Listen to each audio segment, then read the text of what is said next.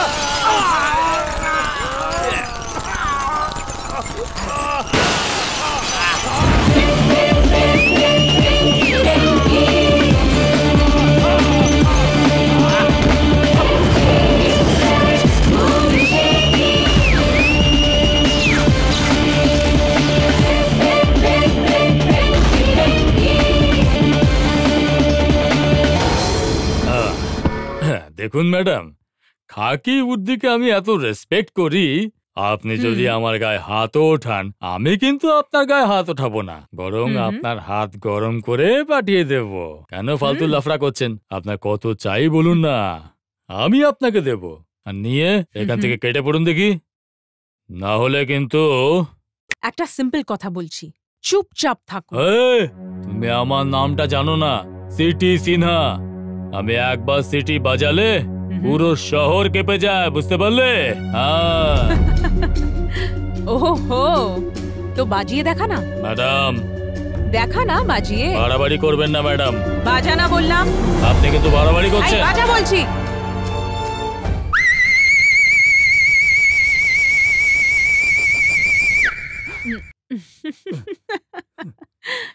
তুই তো বললি কি পুরো শহর কেঁপে যাবে, এখানে তো দেখছি ধুলোবালিও উঠছে না। এটা কি করে হলো? না, এবার আমি দেখাচ্ছি তোকে সিটি কাকে বলে।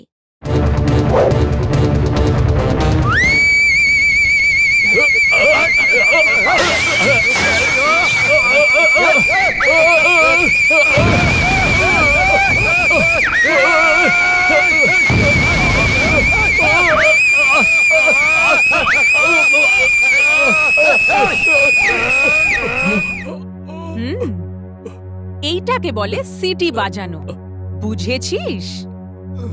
কি হলো? ম্যাডাম, আপনি কি কিছু বলছেন? আমি তো কিছুই শুনতে পাচ্ছি না।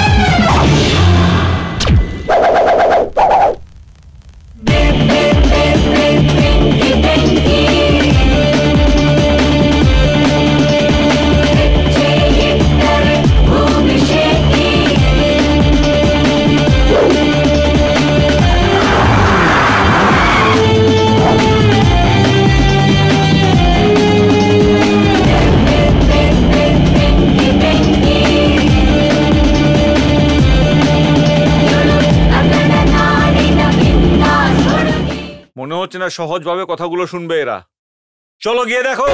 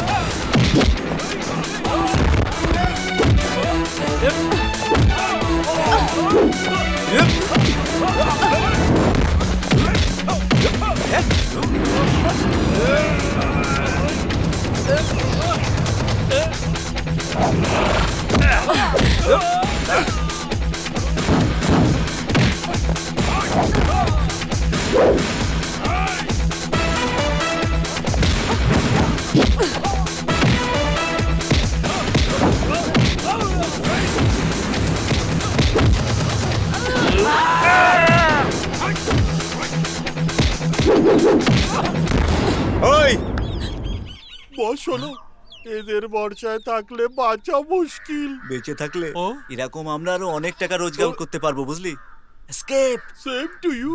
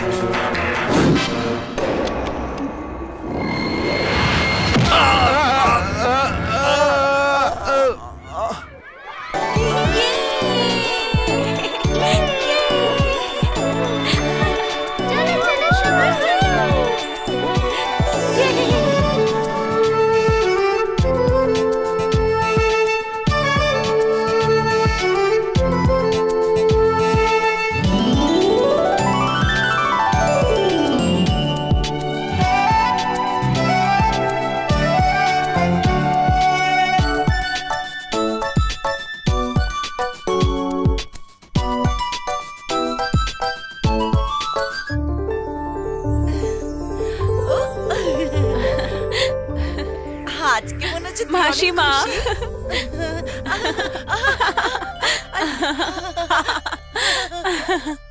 মাসিমা, আজ আমি এত খুশি আমি তোমায় বলে বুঝাতে পারবো না। খুশির কারণটা?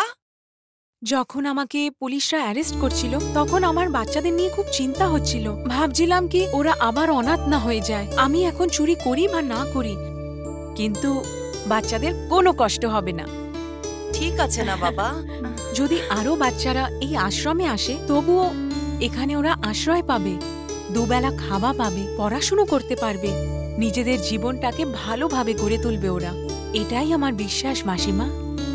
আমার মনে হয় যে আমার আর কোনোদিন এই আশ্রমে আর আসার কোনো দরকার পড়বে না। আমার এতদিনের স্বপ্ন মাসিমা আজ কতদিন পরে সার্থক হলো। এমন কেন বলছো? এই আশ্রমের নামে আজকে 200 কোটি টাকার ফান্ড আছে। 200 কোটি? হ্যাঁ। কোথা থেকে পেলে? জলের থেকে।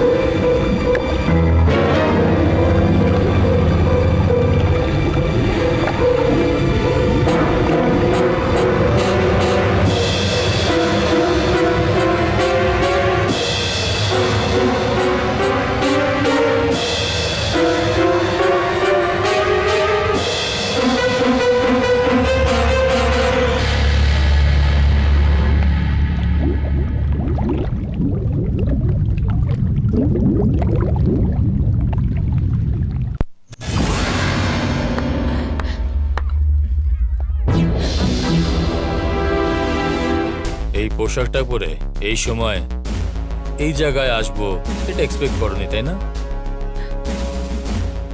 আমি হয়তো প্রেম ভালোবাসা বুঝতে পারি না, কিন্তু আমি এইটুকু জানি যে আমি এত বোকা নয়। আপনি যখন সবসময় আমায় ফলো করতেন তখনই আমি বুঝে গেছিলাম যে আপনি সাধারণ মানুষ নয়, পুলিশ অফিসার। টাকা পয়সা কোথায় লুকিয়ে রেখেছো? যেখানে রাখা আছে অনেক সেফলি রাখা আছে। সব চোর যদি এই কথাই বলে তাহলে তো পুলিশের কোনো প্রয়োজনই নেই। কি করবেন আপনি? আমাকে অ্যারেস্ট করবেন? দাঁড়ান, এ কি করছেন অফিসার? ও চোর নয়, ও তো করুণার দেবী। ও ছোটবেলার থেকে খুব বুদ্ধিমতী আর খুব কাজেরও। সবার কষ্টে ও কষ্ট পায়। আমি আমার বৌমাকে ডাক্তার বানিয়েছি, কিন্তু যখন ওর বাচ্চা হলো তো ও একটু দুর্বল হয়েছিল। কিন্তু আমার ছেলে সন্তোষ ওর ওই দুর্বল বাচ্চাকে দেখে ভিতরে ভিতরে নিজেই কষ্ট পাচ্ছিল। ও খুব মদ খাওয়া শুরু করে দিয়েছিল। ও যে কোনো কারণে ওই বাচ্চাটার থেকে দূরে চলে যেতে চাইছিল, ওকে মেরে ফেলতে চাইছিল, আর সহ্য করতে পারছিল না ওকে।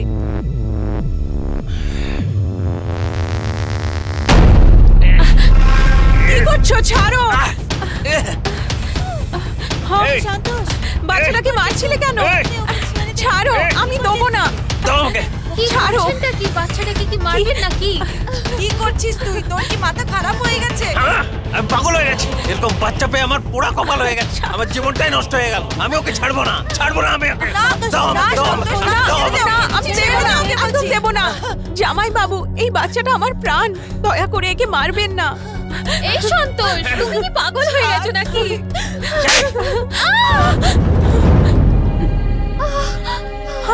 দিদি, দিদি, দিদি, আমার দিদিকে মেরে ফেলে দিলে তুমি।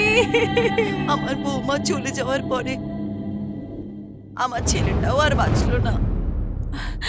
ও আত্মহত্যা করে নিয়েছে। কোন অনাথ বাচ্চা এখানে নিজের মন থেকে চলে আসে বলুন তো? এরকম বাচ্চারা যদি তাদের মা বাবার থেকে দূর হয়ে যায় তো ওদের আশ্রয় কে দেবে? ওরা এই দুনিয়াতে কোথায় যাবে, কোথায় শিক্ষা পাবে? তাই জন্যই আমি ডিসাইড করেছি